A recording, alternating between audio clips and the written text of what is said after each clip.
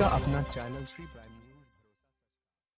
दिल्ली राजधानी में आज खटाई जाए नेपाल में एमसीसी के खिलाफ किया गया प्रदर्शन। दिल्ली के जंतर मंतर पर और भारत सरकार से नेपाल के लोगों ने मदद की गुहार लगाई कि नेपाल के लोग परेशान हैं क्योंकि अमेरिका नेपाल में एक अंग लाना चाहता है। इस एमसीसी के द्वारा अमेरिका अपनी हिस्सेदारी बनाना चाहता है और अभी तक नेपाल में आए दिन नेपाल का प्रधानमंत्री बदल दिया जाता है। ऐसा नहीं होना चाहिए और हम लोग भारत सरकार से ये मांग करते हैं कि जिस तरह भारत सरकार हिंदुओं के लिए कानून बना रही है तो नेपाल की सरकार को भी समझाए कि वो नेपाल के हिंदुओं के लिए इस एमसीसी कानून को खारिज करे ताकि नेपाल की जनता सुरक्षित रहे और भारत सरकार हमारे लिए कुछ मदद करे। इसलिए हम लोग दिल्ली के जंतर मंतर पर आए हैं और एमसीसी को खारिज करना चाहते हैं।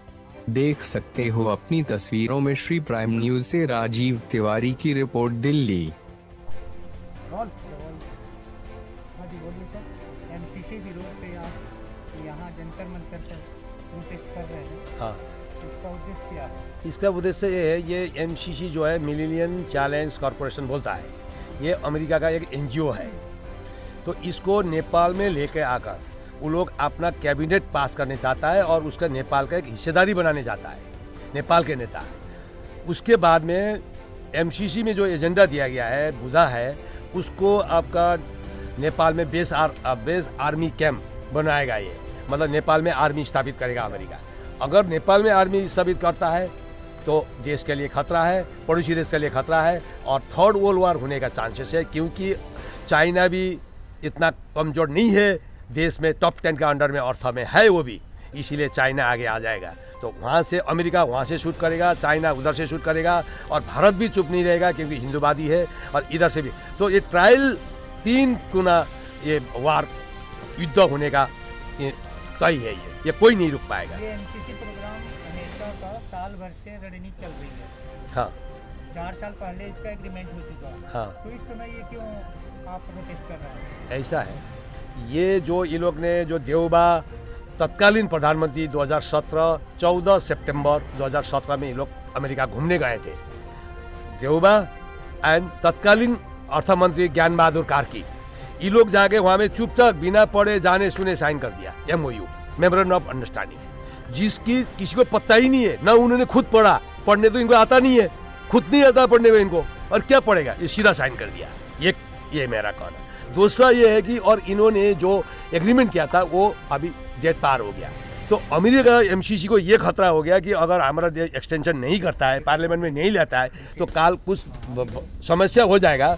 तो समस्या हो जाएगा तो किसको जाके लीगल सपोर्ट लेंगे। इसलिए उसको पार्लियामेंट के तहत अमेंडमेंट करके संविधान संशोधन करके पास करते हैं तो केस भी डाल सकते हैं, ये लोग जीवित रह सकते हैं। इसलिए इनके लिए वो लोग आए हैं आगे। इंडिया भारत में दिल्ली के जंतर मंतर पर आप जो एमसीसी के विरोध में प्रोटेस्ट कर रहे हैं, उसमें आप इंडिया से क्या सहयोग चाहते हैं? इंडिया से हम ये चाहते हैं, देखिए भारत में इतना 80% हिंदूवादी है, इनसे ये चाहते हैं, नेपाल एक हिंदू देश है, हिंदू का जन्म स्थल है। अगर इस तरीका से एमसीसी घुसा, ये खत्म होने जा रहा है। इसलिए सारा हिंदू से ये समर्थन चाहता हूँ, एक हो जाए और एमसीसी को बिल को अपोज करे, एमसीसी बिल लागू होने ना दे।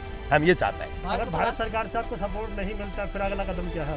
भारत सरकार से सपोर्ट नहीं मिलने का बात नहीं है, भारत सरकार भी स्टडी करता है। हमारा इंडो ट्रीटी नेपाल एग्रीमेंट है, उसके हिसाब से हम बहुत बोधा है, हम अब साथ साथ रहेंगे और हम एक हिंदूवादी हैं सब। तो इसलिए वो समर्थन नहीं होगा तो प्रश्न नहीं है, समर्थन होगा ही होना है, क्योंकि ये बुधा सही नहीं है, भारत के लिए भी खतरा है। आपके प्रधानमंत्री जो है इसके फेवर में है या इसके विरोध में है? आपके प्रधानमंत्री क्या कर रहे हैं इसके विरोध में? प्रधानमंत्री तो पैसा ले लिया, घूस, वो घूस ले लिया तो करना है, नहीं करेगा तो एमसीसी को पैसा वापस करना पड़ेगा। वो पैसा वापस करने का उसमें नहीं है, इसलिए वो पास करने का मूड में है। तो वहाँ के सांसद, आपके जो सांसद है, तो वो क्या कर रहे हैं? जो संसद है आपके पार्लियामेंट है, उसके बारे में क्या कहना है? हाँ, ये तो सांसद को तो अभी देखिए, अभी थर्ड वर्ल्ड वॉर तो हमने तय कर दिया, क्योंकि अमेरिका का राजदूत नेपाल में जो है वो आधा संसद को खरीद लिया और आधा संसद चाइना का तरफ चला गया। तो अब सांसद बटे हुए है, इसीलिए यहाँ में लड़ाई चल रहा है और जनता सड़क में उतरे हुई है। संसद बांट चुकी है ऑलरेडी, दोनों राजदूत अपने अपने तरफ खींचने में लागे हुए हैं, रणनीति बना रहे हैं। तो ये सबसे बड़ा खतरा है। जनता की आवाज कहीं ना कहीं कमजोर पड़ रही है क्या नेपाल में? कमजोर नहीं पड़ रही है, दमन किया जा रहा है।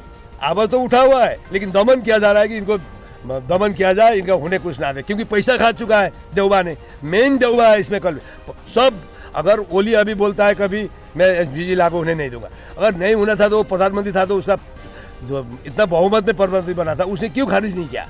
इसका मतलब वो भी दोषी है, करार दोषी है उसमें। ये सब प्रधानमंत्री है, पैसा मिल चुका है। और कमल बादल था हिंदी नेता बोलता है, हिंदू नेता बोलता है, वो भी लिया हुआ है, तो सब मिलके ही बेच रहा है। आखिरी सवाल आपका ये है कि अगर फिर भी उसके सरकार के ऊपर आपको कोई फर्क नहीं पड़ता है और एमसीसी अगर आपका विरोध करने का कोई असर एमसीसी के ऊपर नहीं पड़ता और ये लागू हो जाता है, उस पर आपका क्या कहना है?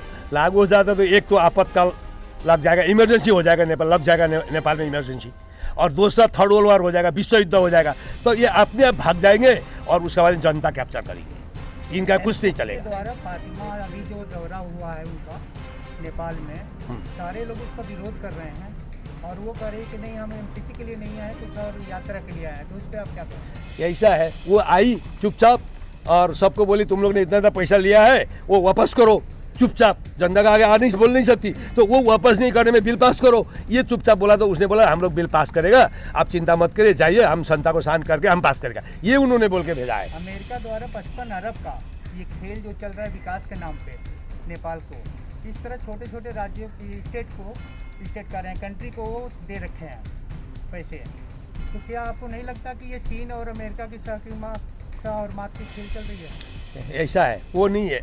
अमेरिका ये नेपाल का एमसीसी को मॉडल बना के और 40-50 देशों में लागू करना चाहता है, लेकिन वो मॉडल हम नेपाल में बनने नहीं देंगे, ये तय है, जनता बनने नहीं नेपाल देंगे। हिंदू पुनर्स्थापन मंच के द्वारा क्या रणनीति होगी? इसमें अगला रणनीति ये होगा, मैंने इनको बोला पास करके दिखाए। नंबर 1 मेरा चैलेंज सारे नेता से, आओ पास करो, और एक तरफ बराल रहेगा, एक तरफ तुम लोग एक रहो, आओ मुद्दा में बहस करेंगे, नहीं आएंगे, एक मेरा। और दूसरा मेरा ये करें, संपूर्ण जनता लगा हुआ है, सड़क में उतरा हुआ है, उनको हम समर्थन करते हैं और उनके साथ में हो, जहाँ चाहिए वहाँ उपस्थित रहूँगा। मेमोरेंडम आप किसको दे रहे हैं? मेमोरेंडम में प्रधानमंत्री भारत को दे रहा हूँ, गृह मंत्री भारत को दे रहा हूँ, और राजदूतावास दिल्ली नेपाली राजदूतावास उनको दे रहा हूँ।